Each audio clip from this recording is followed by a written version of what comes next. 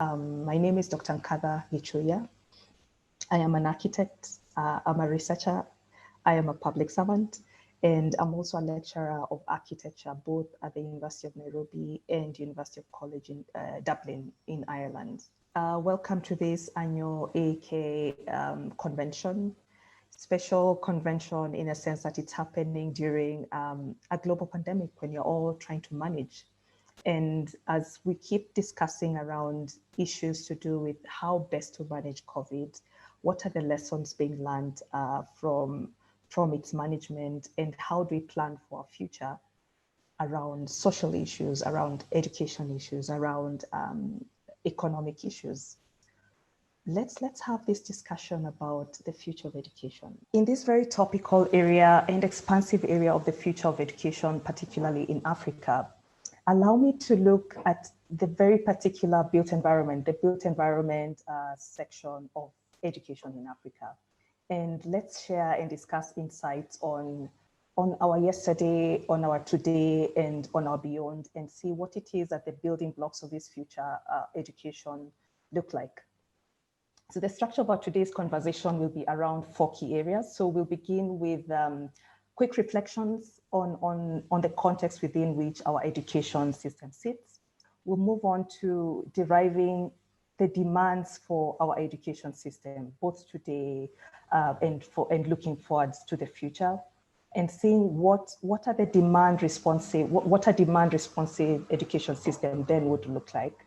And then we'll hopefully conclude by looking at and immersing ourselves further in reflections, reflections that will hopefully open up to an interesting Q&A session later and the panel discussion that we'll have around the topic of future education. So beginning with reflections, we'd wish to talk about reflections in these 3 spaces. So beginning with our yesterday, you'll find the world is normally defined as a series of crises.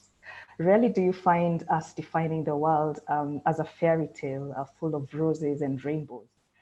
In most cases, we practice as built environment practitioners.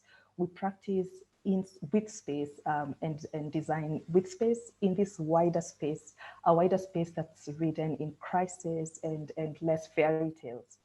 And the question that we normally pose ourselves is are we ready? Are we ready? Do we feel ready as built environment specialists to fully practice in a world of crisis?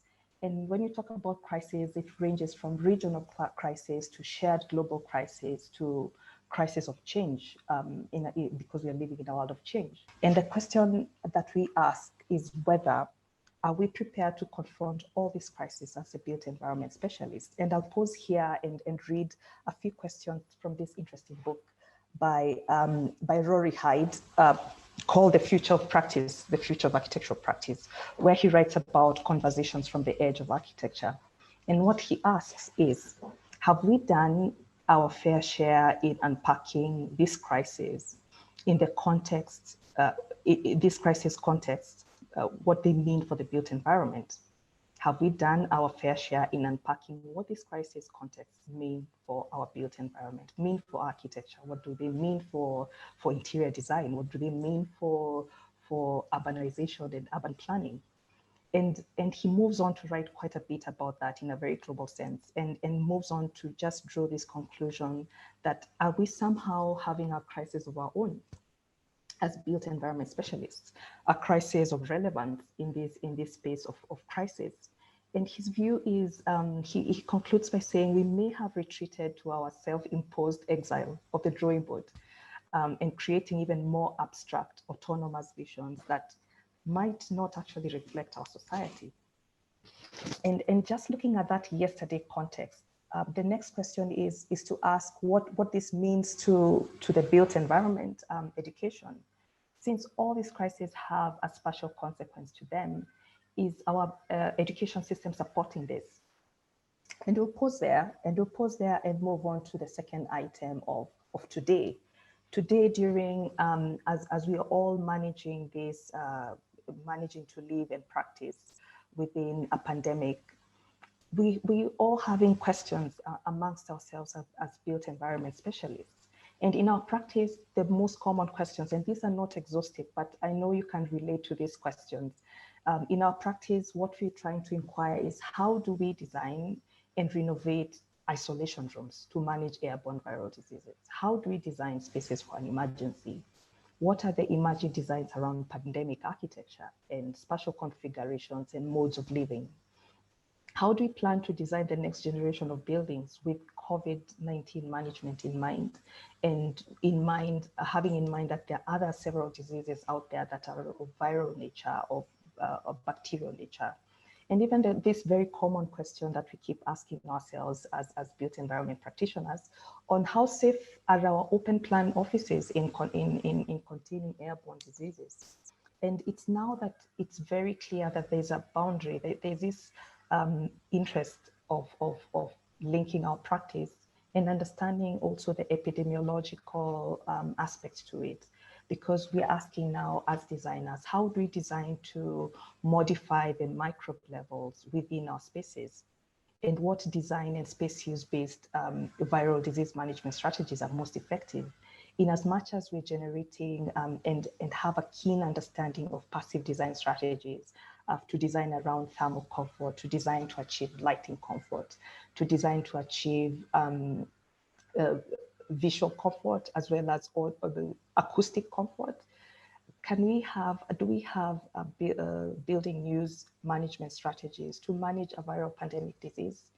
These are questions that are coming up in that bridge.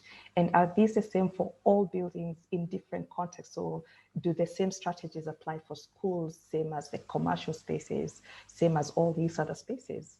And then asking, does a strategy that is most effective in managing COVID-19 retain its management, its effectiveness for all the diseases that are flying around in our air? Interesting questions. And also questions about the future of our practice have now come up in the sense of how can architects, how can planners, how can engineers significantly be a part of immediate response to managing coronavirus, and be significantly involved as well in modeling the future of Kenya post-COVID. How do we optimize these three items at the same time? How do you optimize occupant health? How do you optimize built environment performance, at the same time optimizing revenue at a time when buildings are seen as maybe enablers of disease transmission, at a time of tough economic times, both now and ahead, and at a time we are also grappling with global energy security and concerns about climate change and how to manage it? And looking outwards to the larger space, to urban and regional planning level, based on what you know now about the pandemic, how does our current urban context either facilitate, reduce, and mitigate the spread of viruses across both formal and informal spaces? How do you achieve that balance mix between Kenya's expanding urbanization forms with the changing urban and rural countryside post-COVID? And knowing here that there are now a lot of these proposals on our drawing boards already to have these luxury homes tucked away in our countryside. Since now we've mastered working from home, then why can't we work in the countryside? And that has certain implications on our environment. So how do you achieve that balance mix? And you find these are the questions that we are all grappling with, and they have a certain sense of a need not only to understand the science around designing around a virus, but also a need and a demand for information for decision support, because all these questions around today's and managing COVID need and require information for decision support. And the question to our education system is, are our institutions of higher learning then at par with our current space and time demands, especially space and time demands that give us the necessary information for decision support, that give us 100% capacity to respond to all these questions? And let's just pause there and move on to the future. So we've looked at yesterday, full of crises. Today is also another different crisis, but a random one that we weren't prepared to tackle. And now looking to the future in a post-COVID world, the future still remains unwritten. But what we know about this future is that each space, each process, each effect is at stage in mutation. Things keep changing. And and the question to pose to the education system is our education system alive to the matter that things keep changing, that our contexts are not constant? Now, having gone through that very that overall reflection of our yesterday, today, and the future, and asking what that means to education, and tying that string across what this means and the need for that, and now pausing there and looking at the very simple terms provided to us by economics on demand and supply. There's a very clear demand. There are very clear demands that are now being brought to the surface that our education system needs to supply. So in terms of technical competence and as a demand for education, and tying that thread through our context, is we need to impart techniques that do a deep dive in deriving scientifically understood principles of our context, scientifically derive them, and also derive means of their application. And what I mean by that is there's a need to move away from generic global constants. And looking at that in a technical competence bit, we also need to infuse value-based systems and value-based competencies in our curriculum. Impart and infuse the unifying values of our country, of our continent, that impart the spirit of the wonderful words of our national anthem. Does our curriculum truly define and give us the competence of that team spirit, the sense of the ownership of country, patriotism and selflessness, character, value, transparency, accountability, equality, equity, and all those words that this beautiful term, African term of Ubuntu presents, Utu in Kiswahili? How do we infuse value-based competence in our education system? And moving on to that is also to ask the very pertinent question on how do we infuse functional competence in our education system? Functional competence where we impart vocational skills that fit in our African context and fit in our Kenyan area of deployment. Just like soldiers are prepared to go to war on air, on sea, on land, can we stand here and say that we are fully competent to be deployed? Are we ready to practice in a mutating world? Does our education system appreciate mutation and plan around mutation? And it's within that context then, and tying that thread of these demands of our education, that we ask then the answer to the most ideal future of African education that needs to be demand responsive. It needs to be demand responsive.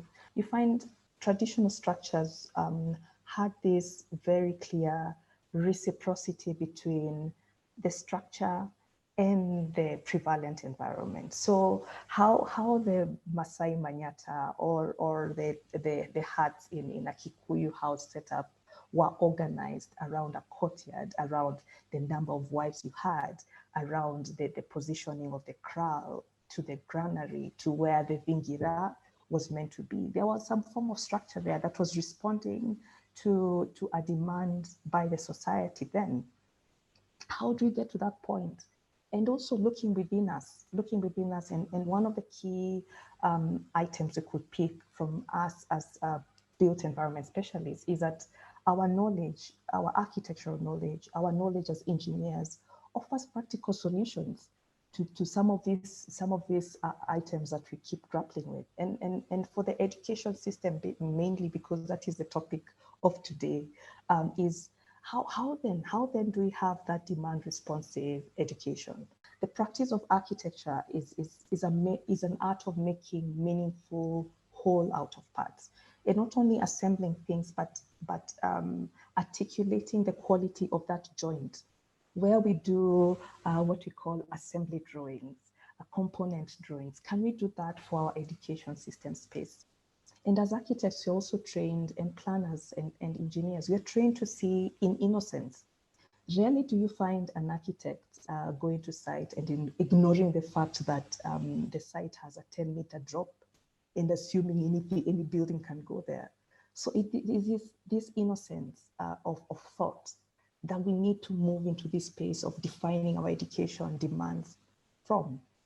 Architecture is also a social art, same as education. Architecture has objectivity. Architecture has a mode of communication that we could use to define a space that works for us in education. And just pausing there and looking beyond. So beyond just building, and a clear message from the story and the narrative that is slowly building is that we need to look beyond our site, beyond our client brief, design, build, occupation certificate, and look beyond, because there's a larger space within which we practice, and we need to see how to respond to this, and how what the education system needs to be to underpin the process that we need. And we need to reflect some more about this.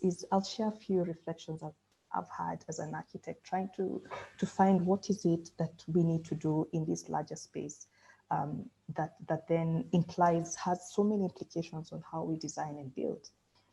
And some of the questions beyond architectural practice in this larger space is there an edge in architectural practice? And especially in the context of Africa, is it enough for designers just to design? And what are the inherited assumptions about the boundary of the building design profession in sub-Saharan context, given all the crises we have to deal with? And do we need to recalibrate our craft as African built environment specialists? And how then do we recalibrate this craft in order to be involved in higher order functions of synthesis, of strategy, of value addition? And other questions that come to mind are, how do we deploy this considerable potential of architecture, of planning, of engineering to solve problems beyond just building? And architecture is more than just building. What is the boundary of it? And how do we, and this is a question that we always have at the back of our minds, we need to have at the back of our minds, is how do we move forward from asking, what can we as architects or built environment specialists do to improve people's lives, to asking, what can we do to end this systemic inequality that ruins people's life in the first place? So you find it's a matter of tackling the larger space. So for the smaller space that abounds your practice, to make them seamless and enjoy practice.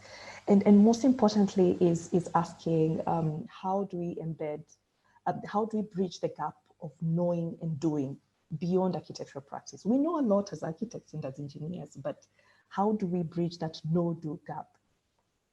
And as we reflect some more and moving to the larger space of the future of education in the context of sub-Saharan Africa, then these are the 5 key questions we need to ask ourselves that I believe are the building blocks to this ideal future education of Africa. And just to conclude, is when you look at the future of education, I think what is key is it needs to be demand responsive, and a system with a sincere, absolute sincere aspiration to bridge the no-do gap. That needs to be underpinned by the education system fully. Thank you for your attention in this very intense future of education session. So I look forward to the Q&A session and discussing more about the future of education during the panel discussions that we're having later. Thank you.